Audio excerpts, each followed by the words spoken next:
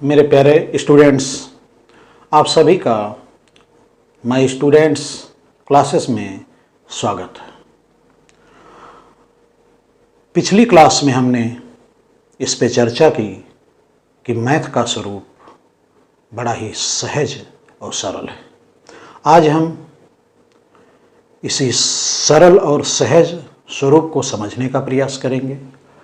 आपको हम आज ऐसा कॉन्सेप्ट बता रहे हैं कि वो पूरी गणित की, पूरी मैथ की समझ विकसित कर देगा। इस कॉन्सेप्ट को समझने के बाद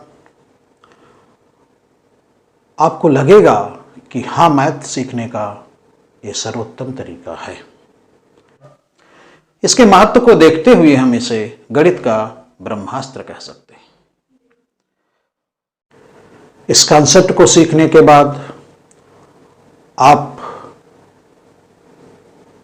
लगभग 70% भाग अर्थमेटिक का एक ही तरीके से समझने का प्रयास करोगे।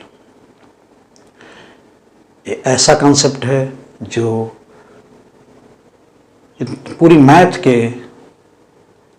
लिए आप में एक समझ विकसित कर देगा।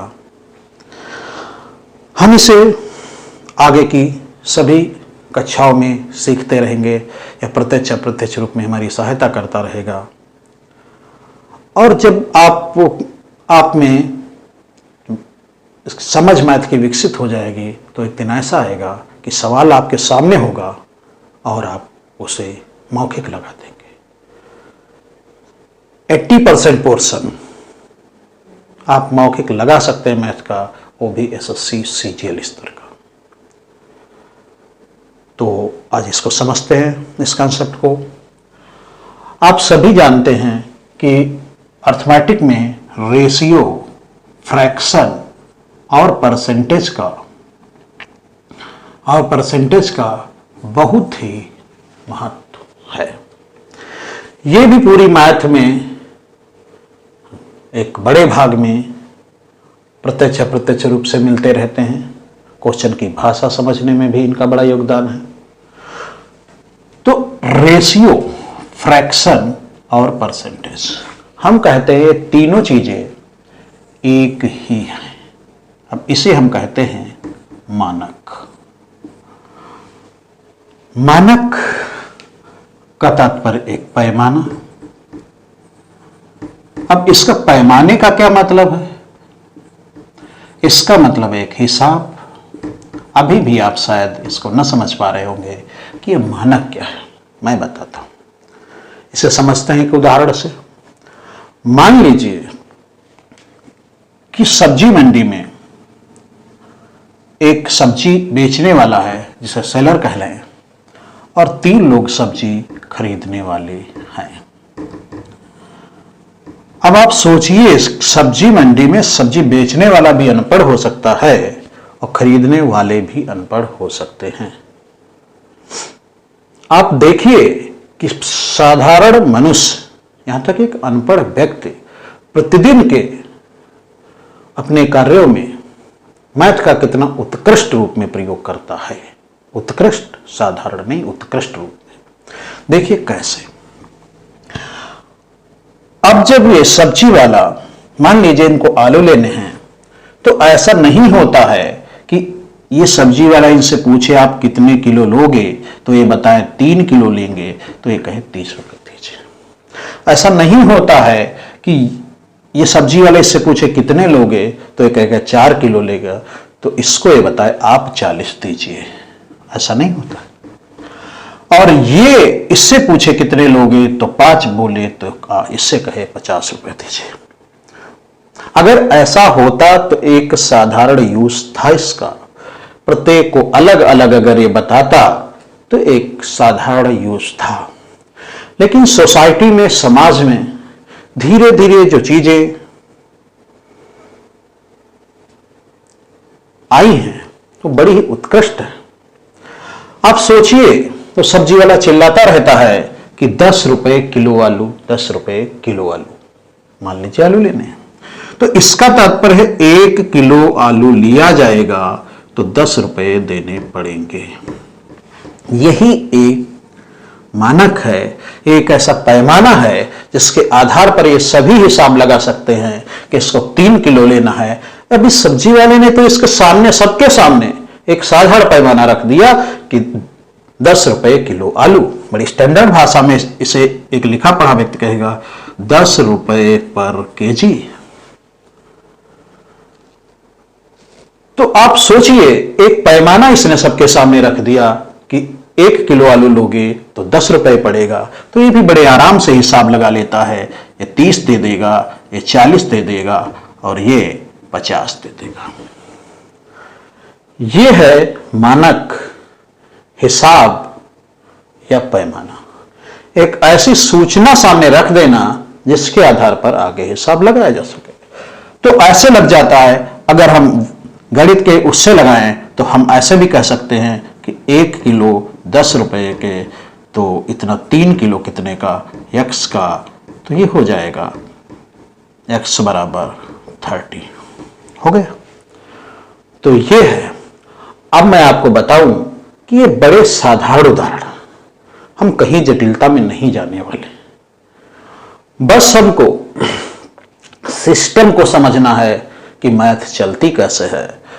तो इसी को कहते हैं मानक का कॉन्सेप्ट। मानक का कॉन्सेप्ट, मानक का कॉन्सेप्ट, इसका तात्पर्य है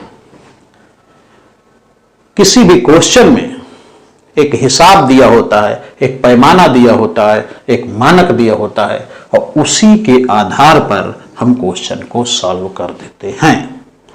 तो मानक का तात्पर्य है एक हिसाब दिया होना, एक पैमाना दिया होना, साधारण स्तर पर, सरल स्तर पर एक जानकारी का दिया होना, उसी के आधार पर हम क्वेश्चन को सॉल्व कर देते हैं। तो आगे हम ये सिद्ध करेंगे कि रेशियो भी एक पैमाना है, एक मानक है, फ्रैक्शन भी एक मानक है और परसेंटेज भी एक मानक है। अर्थात ये तीनों एक जैसे हैं। अब तीनों एक जैसे हैं तो आगे हम इनको समझेंगे। सबसे पहले हम समझते हैं मानक को, रेशियो को। और ये कॉन्सेप्ट आपके पूरे प्रतिशत, profit and loss, discount, SICI, ratio, लगभग पूरी अर्थमेटिक के बहुत बड़े भाग को ये समझाएगा। इतना आसान का मैथ, इतनी आसान है, आप ये कतई अपेक्षा ना करें कि अभी मैं कुछ बहुत कठिन आपको बताऊंगा। बिल्कुल SSC CGL स्तर के भी क्वेश्चन आपको हल करवाऊंगा, लेकिन अभी मैं आपको सिखा रहा हूं सिस्टम यही है। क्वेश्चन कितना भी कठिन हो, मूल अवधारणा जो उसकी होती है, मूल समझ जो उसकी होती है, वो बड़ी ही आसान होती है। तो आगे हम अब सिद्ध करेंगे कि रेशियो भी एक मानक है। एक तो ये सिद्ध करेंगे, साथ में ही हम समझेंगे कि रेशियो है क्या, रेशियो की मूल अवधारणा समझेंगे। आप बहुत लोग जानते होंगे रेशियो का मतलब, लेकिन आज आपको समझना है। आज समझने के बाद आपके दिमाग में, आपके सामने जब भी रेशियो आएगा तो आपके दिमाग में एक स्पष्ट समझ होगी, हाँ कि रेशियो का मतलब तो ये है। इस पे बात करेंगे। तो देखते हैं, A और B दो व्यक्ति हैं। दो व्यक्तियों के धन का अनुपात 2:1 है। धन का अनुपात 2:1। अब किसी भी अगर बच्चे से पूछा जाए तो वो बताएगा कि A का धन 2 है और B का धन 1। बिल्कुल सही, लेकिन है नहीं। आप इसे ऐसे कह सकते हैं, यदि A का धन 2 है तो B का धन 1। अगर वो कहता है नहीं, A का धन 2 ही केवल है, B का धन 1 ही है, तो फिर आप आगे जाइए और उसे कहिए A का धन अगर और B के धन, अगर A का धन होता 20 और इसका होता 10, तो इसका भी, क्योंकि आप जानते हो कि अनुपात को सरलतम रूप में लिखा जा सकता है, जो दोनों में कॉमन हो निकाल दिया जाए। 10 एकम 10, 10 दूनी 20। तो इसमें भी, इसको भी आप 2:1 आगे लिख दीजिए। फिर इससे उससे कहिए कि अगर ऐसे हो मतलब अगर इसका 200 हो और इसका 100 हो तब इसमें 100 से कटेगा, ये भी 2:1 आएगा। अगले से कही अगर ये 16 हो ये 8 हो तब भी तो 2:1 आएगा। आप देख रहे हैं कि 2:1 तो इन सभी परिस्थितियों में है और भी हो सकता है। तो 2:1 तो किसी के लिए भी हो सकता है। हां, थोड़ा अंतर है कि इनमें और इनमें थोड़ा अंतर है, ये इसके सरलतम रूप में है और इसमें सब में सरल किया गया है। जो दोनों में कॉमन है उसको निकाल दिया गया है, उसको हटा दिया गया। तो ये इसका सरलतम रूप है। अब चाहे रुपए 20 और 10 हो तब भी 2:1 ही कहा जाएगा। रुपए 200 और 100 हो तब भी 2:1 कहा जाएगा। रुपए 16 और 8 हो तब भी 2:1 कहा जाएगा। अर्थात सरलतम स्तर पर एक हिसाब बताया गया है कि यदि a का धन 2 है तो b का धन 1। चलिए अब आगे देखते हैं। अब इसमें अगर हम कहें a और b के धन में अनुपात तो 2:1 है। अगर कोई आपको बता दे भाई इसका धन तो 16 है तो आपके दिमाग में आएगा, आप जानते हैं क्योंकि यहां से सरल करके यहां जो भी कटता है उसको काट के ये आता है, तो आपके तुरंत दिमाग में आएगा कि 8 से ये कटा है। आप जानते हो अगर ये 8 से कटेगा तो इधर वाली संख्या भी 8 से कटेगी। अब इसको 8 से काटा तो 2 आया, इसको 8 से काटेंगे तो 1 आएगा, अर्थात यहां 8 होगा। मामला इसमें आपको यह दिखता है कि इसमें 2 8 16 8 गुने का मामला है। अब इसमें अगर 8 गुने का मामला है तो इसमें भी देखिए 8 गुने का मामला है। ये दोनों जगह बराबर होगा। इसमें चूंकि सरल जब किया जाता है तो दोनों जगह समान संख्या से काटा जाता है। यहां 8 से इसको काट के ये आया है विभाजित करके, अर्थात आप कहेंगे यहां 8 गुने का मामला है और इसे कहते हैं लिंक दिया है। 2 का मतलब 16 है, एक लिंक दिया है। आपको पता चल गया कि यहां 8 गुने का मामला है तो आप इसको समझ सकते हैं कि जो यहां अगर 16 रुपए है के पास तो आप समझ सकते हैं कि ये वाली स्थिति सही है।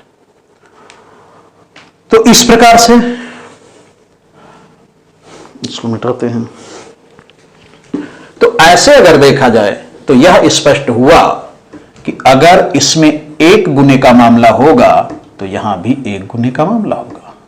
इसका तात्पर्य है कि यह भी एक स्थिति बन सकती है कि A के पास 2 ही रुपए हों और B के पास 1 ही रुपया हो। यह 2 गुने का भी मामला हो सकता है कि इसका 2 गुना हो, 2 दूना 4 और 1 दूनी 2।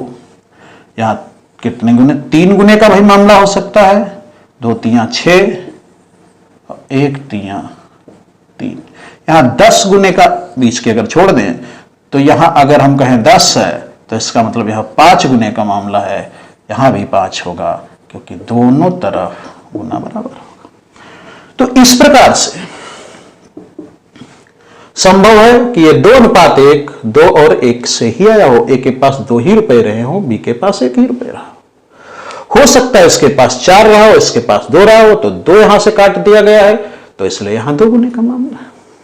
हो सकता है इतना रहा हो तो इसको 3 से काटना पड़ेगा तो आपके सामने आएगा, अर्थात आपको जैसे ही दिखेगा 3 गुने का तो दोनों तरफ 3 गुने का मामला होगा। तो इस प्रकार से ये अनंत स्थितियां संभव हैं, अनंत स्थितियां संभव हैं। अब आपको ये कैसे पता चले कि आपके क्वेश्चन में जो 2:1 दिया है तो A का धन कितना है? तो इसके लिए मैंने बताया एक लिंक दिया होगा और जैसे ही लिंक आपको समझ में आ जाएगा कि इतने गुने का मामला है, बस आप तुरंत कहेंगे कि ये वाली स्थिति सही है।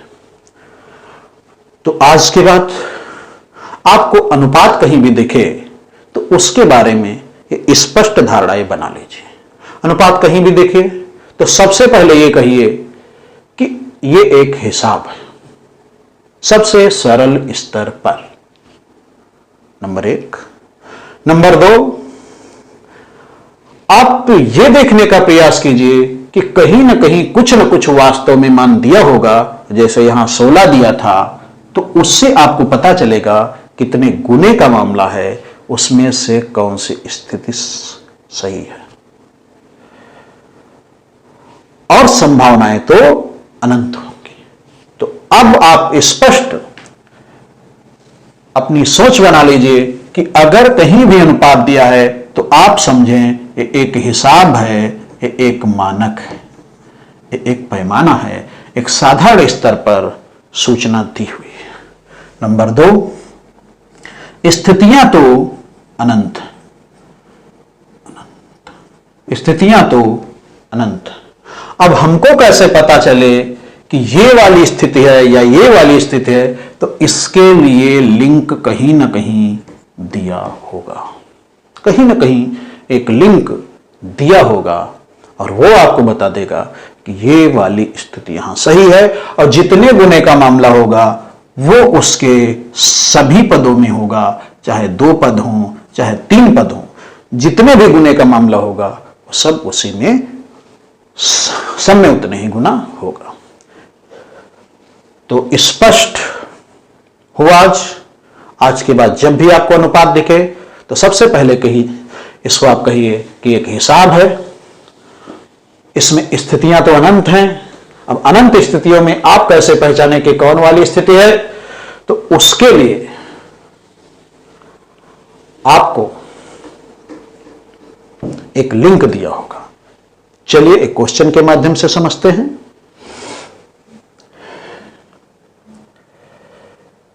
ए और बी के धन में अनुपात 2:5 है यदि ए का धन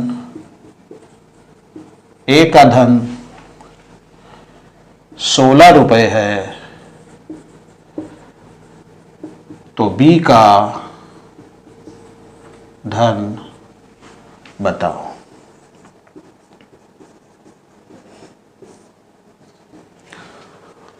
सवाल मौखिक लग जाएगा। जिन बच्चों को मैथ आती है उनके लिए कुछ नहीं है। मैं अभी आपको एक बार और याद दिला रहा हूं कि यहां आपको सिस्टम को समझना है, इसके स्वरूप को समझना है। तो मैंने जैसा कि आपको पहले भी बताया है, अब बातों को धीरे धीरे देखिए, मेरी बातों को सुनिए, उनका अनुसरण कीजिए, उनको समझिए और फिर उसे अनुभव करेंगे तो आप बिल्कुल मौखिक जल्दी न लगाएं। पूरी गणित मौखिक आप लगाएंगे एक दिन, लेकिन अभी मेरा निवेदन है कि आप सिस्टम को समझने का प्रयास करें। बड़ा ही आसान है। मैंने शुरू में कहा है कि बिल्कुल कठिन गणित नहीं है, लेकिन आपको गंभीरता से इसलिए समझना है क्योंकि उसके सिस्टम को ऐसे देखने का प्रयास इसके पहले नहीं किया गया है। तो चलिए, आपको कहीं भी क्वेश्चन में मानक दिख जाए, मतलब हिसाब दिख जाए, मतलब अनुपात दिखे, भिन्न दिखे, प्रतिशत दिखे या ऐसा ही कोई और हिसाब दिखे, तो सबसे ज्यादा महत्व उसी को देना। तो यहां हम सबसे ज्यादा महत्व देंगे इस अनुपात को। ये एक साधारण सूचना दी हुई है, साधारण स्तर पर हिसाब दिया हुआ है, एक मानक दिया हुआ है, और तो अनुपात को हमने महत्व दिया। और जैसे अनुपात सामने आया, हमारे दिमाग में आया कि ये तो एक हिसाब है कि ए का धन 2 होगा यदि, तो बी का धन 5 होगा। एक सरल स्थिति है, संभावनाएं तो अनंत। अब उस अनंत संभावनाओं में से ये कैसे पता चले कि ये 2 काट के ये 2 कैसे आया, ये 5 कैसे आया? इसकी जगह पर 20 भी हो सकता है, 50 भी हो सकता है, 200 भी हो सकता है, 500 भी हो सकता है। प्रथम स्थिति 2 एकम 2 भी हो सकता है, 5 एकम 5 भी हो सकता है। मतलब अनंत स्थितियां बनती हैं, उनमें से कोई भी स्थिति हो सकती है। अब हमें कैसे पता चले कि वास्तव में इनका धन कितना कितना है? तो एक लिंक दिया होगा, तो इसमें दिया है ए का धन 16, ये वास्तविक चीज दी है। ए का धन 16 रुपए है, ये वास्तव में 16 है, यही आपका लिंक है। तो अगर उसने बता दिया कि ए यहां जो 2 है इसका वास्तव में मान 16 है, तो आप समझ गए 8 गुने का मामला है। मैं समझाता हूं, अगर 2:5 है तो आप सोचिए कि अगर ये बता रहे हैं भाई ए का तो 16 है, तो आप समझते हैं कि 8 गुने का मामला है, क्योंकि इसको 8 से काटा गया तभी 2 आया। तो यहां भी 8 गुने का मामला होगा और ये 40 होगा। तो बस आप जैसे ही देखेंगे कि इसमें 8 गुने का मामला है, तो बी का धन 5 जो हिसाब आपको दिया है सरल स्तर पर, ये 5 नहीं है, वास्तव में 5 बट्ठी 40। अब हम यहां यह समझेंगे कि मानक के कॉन्सेप्ट को यूज करने के 3 ढंग हैं। मानक का कॉन्सेप्ट एक ही है, उसको यूज करने के 3 ढंग हैं। तो सबसे पहला ये और सबसे बेस्ट यही है, क्योंकि इसमें आपको मौखिक दिखेगा कि इसका इतना गुना है तो इसका भी 8 गुना होगा। दूसरा ये 2 यूनिट इसे कहते हैं, इसे यूनिट कह लीजिए। 2 यूनिट का मतलब यदि 16 है तो 1 यूनिट का मतलब क्या होगा 8, और जब 1 यूनिट का मतलब 8 तो भाई इसका मतलब 5 यूनिट का 5 बट्ठी 40। इसका यूज बहुत कम करेंगे, लेकिन हम यूज करेंगे कहीं कहीं, इसलिए यह है एक। तीसरा यूज है, अगर ये जटिल लगे, मान लीजिए कहीं जटिल संख्या होगी, आपको ना दिखे कितने गुने का मामला है मौखिक, तो आप बड़ी आसानी से कहेंगे कि यदि 2 का मतलब 16 है तो थोड़ी देर के लिए कह लीजिए कि 5 का मतलब क्या होगा, तो 5 का मतलब x होगा। और जैसे ही कहा तो इसको आप सॉल्व करेंगे तो 2 1 कम 2, 2 8 16, x बराबर 40। तो इस प्रकार से मानक के कॉन्सेप्ट को यूज करने के 3 ढंग हैं। आप इसको ऐसे यूज कर सकते हैं, सबसे बेस्ट है आपके सवाल मौखिक लगवाता रहेगा, ये भी एक तरीका है और ये भी है। इसको हम ज्यादातर यूज करेंगे, इसको ऐसे ही कभी कभी यूज करेंगे, इसको जहां इसमें जटिलता लगेगी गुना समझने में वहां इसको यूज कर लेंगे। और आप विश्वास मानिए, आप एक दिन ऐसा आएगा जिस दिन कहेंगे ये तो हर जगह यूज होता है। तो आप इसको समझ लीजिए। मेरी सभी बताई गई बातों को बड़ी गहराई से सोचिए। आपको सवाल से ज्यादा महत्व देना है उसके कॉन्सेप्ट को, जो सिस्टम है मैथ का उसको ध्यान देना है। सवाल तो बस एक उसका माध्यम है सिस्टम को समझने का। और अभी आप बिल्कुल ये दिमाग में ना लाएं कि हम जटिलता में नहीं जा रहे हैं। हम जैसे ही इन सब चीजों को समझ लेंगे तो एसएससी सीजीएल में और बैंक में आए हुए सवाल लगवाएंगे और आप समझेंगे कि वो भी ऐसे ही लगेंगे, लेकिन अभी हम सिस्टम को समझ रहे हैं।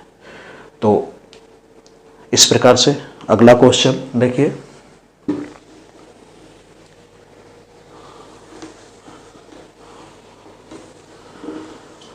अगला क्वेश्चन है, ए और बी के धन में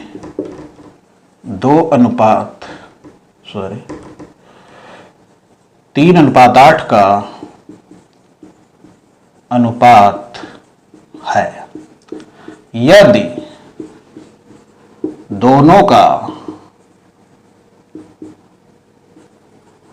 टोटल धन 99 रुपए हो तो प्रत्येक का धन बताओ। इसको आप सीखेंगे। मैं फिर कहूंगा कि आप कतई जल्दी में ना जाएं कि हाँ मौखिक लगा, हम भी मौखिक लगाएंगे, आप मौखिक लगाएंगे। आगे पूरी मैथ को आप मौखिक ही लगाएंगे। और मौखिक लगाने का उद्देश्य ये नहीं कि आपको कोई रिकॉर्ड बनाना है। आप जितना ही मैथ को मौखिक लगाओगे उतना ही उसकी ज्यादा फीलिंग आपको आएगी, उतना ही उसे गहराई से समझ सकोगे। तो आगे हम बहुत ज्यादा मौखिक पर काम करने वाले हैं, लेकिन अभी हम सिस्टम को समझ रहे हैं।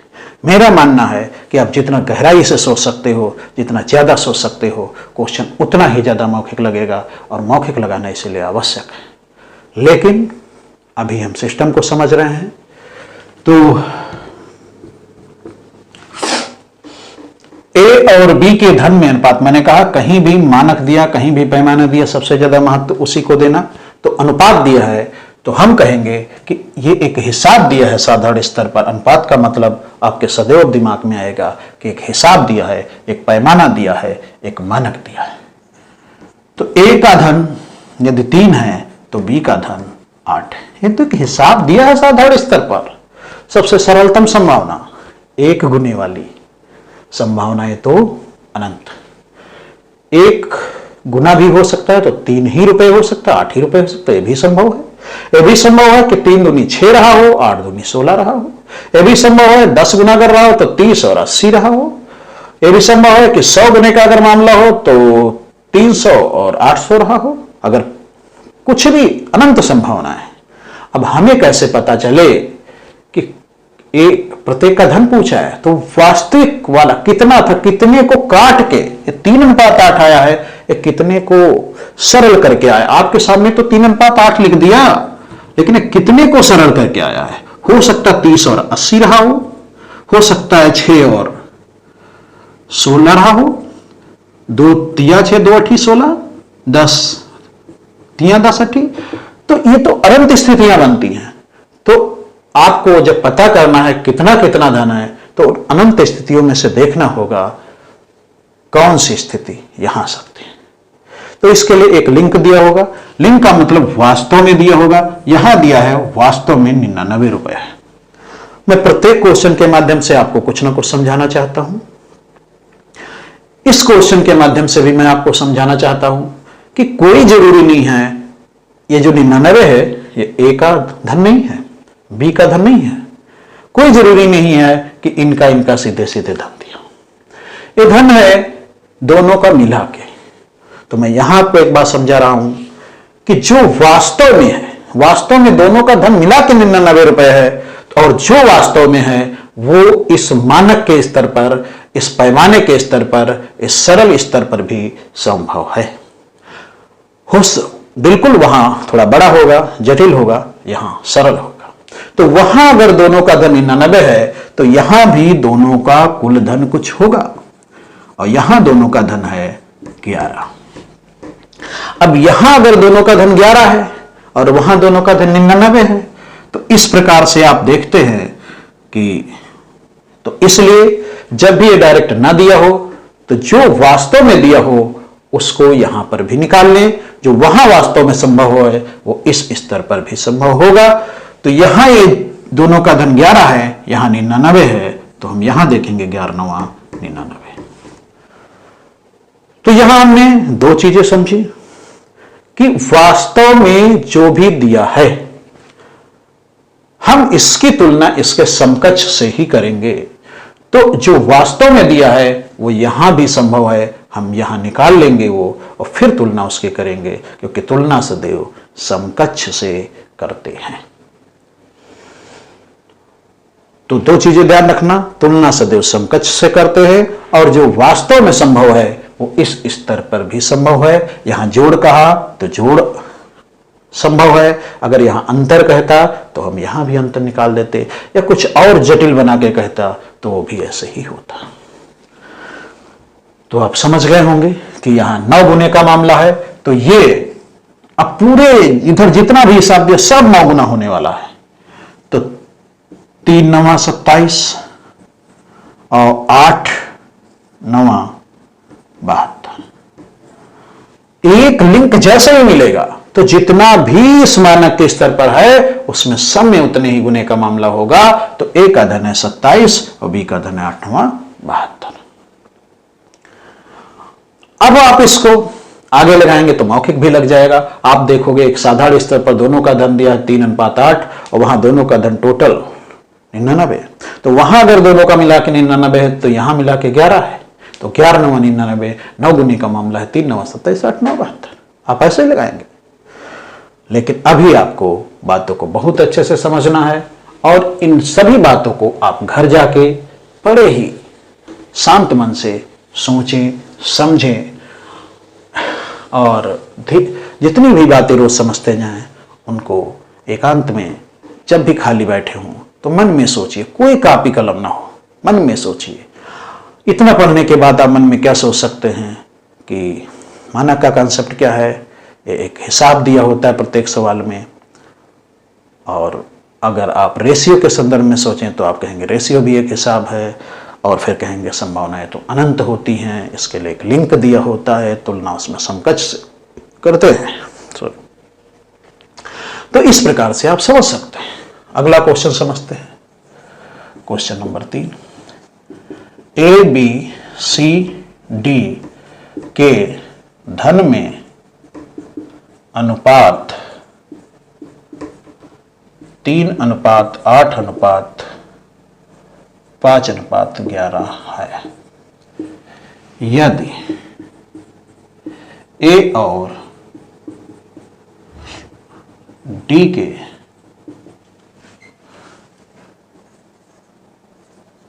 धन का अंतर, ए और डी के धन का अंतर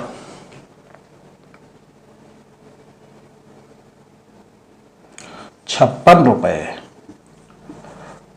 या 560 रुपए है तो प्रत्येक का धन बताओ। ऐसे तो देखते हैं, समझते हैं।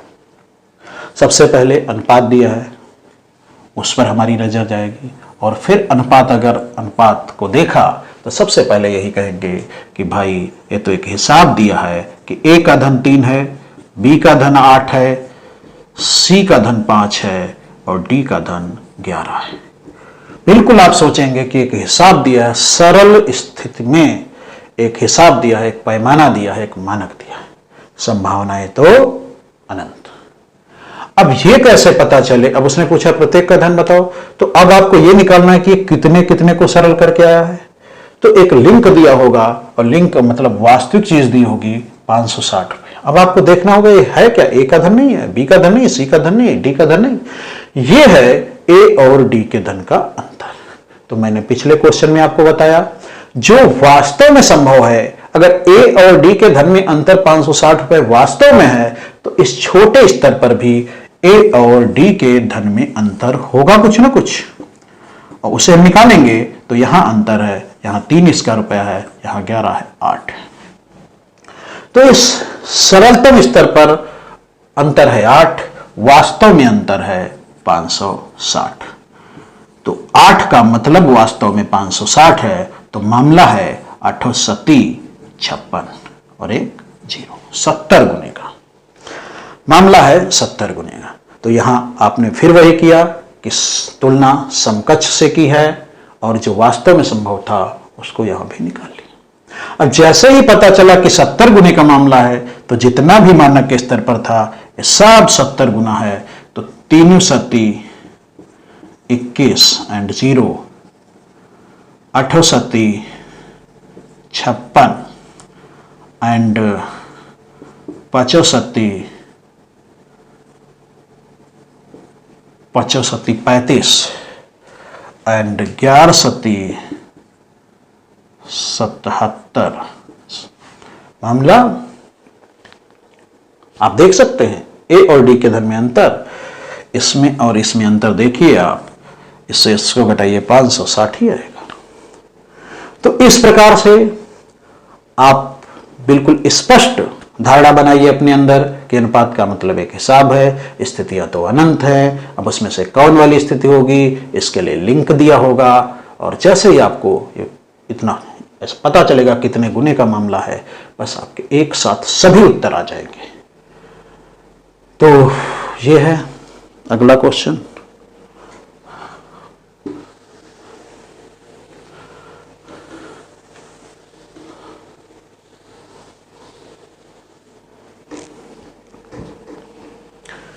अगला question, question number 4, A B C D के धन में अनुपात 3:2:7:11 है। यदि b के धन का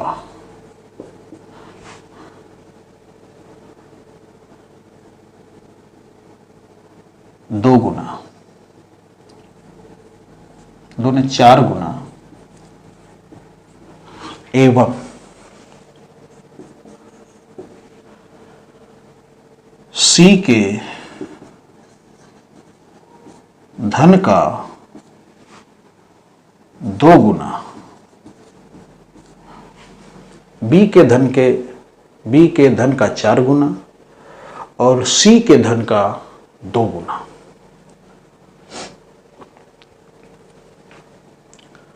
दो गुना का अंतर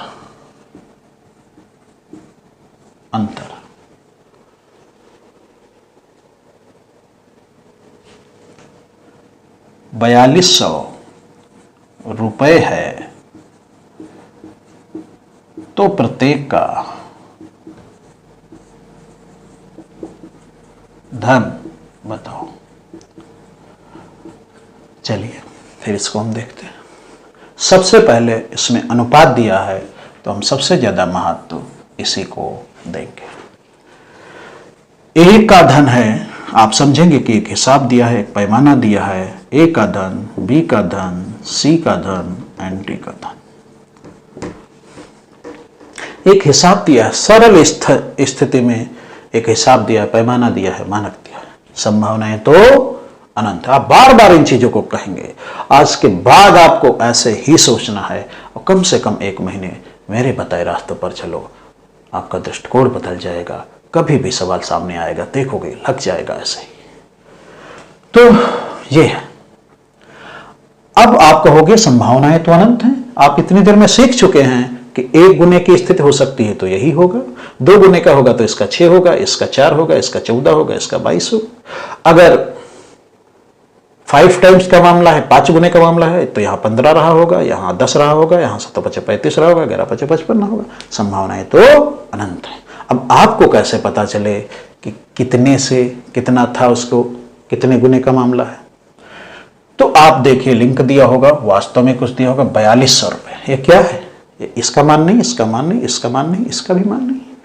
ये है बी और सी का अंतर भी नहीं है।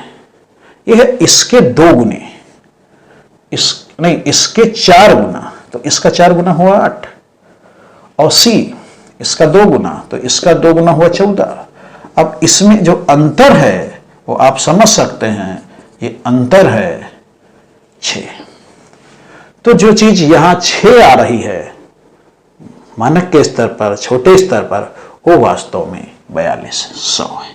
हमने निकाला क्यों? ये इसलिए निकाला क्योंकि तुलना समकक्ष से करते हैं, और जो चीज वास्तव में संभव है वो चीज यहां भी छोटे स्तर पर भी संभव है। तो ये 6 है, 6 सती 42, ये हो गया, और 2 0 और 700। मामला कितने गुने का है? 700 गुने का। तो आपको पता चला कि ए का धन है 7 2100, इसको 700 गुना करोगे तो 1400, इसको 700 गुना करोगे तो 4900, इसको 700 गुना करोगे तो 7700। इस प्रकार से आपको सवाल को समझना है। अब इसको हम मौखिक लगाएंगे। बिल्कुल आप देखेंगे कि एक साधारण स्तर पर तो इतना अनुपात दिया है, लेकिन बी के धन का 4 गुना और सी के धन का 2 गुना 42। यहां इसका 4 गुना 8 करेंगे, इसका 2 गुना 14 करेंगे, दोनों का अंतर 6 आएगा। तो यहां जो 6 आता है ये वहां 4200 है, तो 6 सती 42, 700 गुने का मामला है। तो आप आराम से मौखिक लगा देंगे। तो इस प्रकार से आपको मैथ को समझना है। एक और क्वेश्चन लगा ले हम।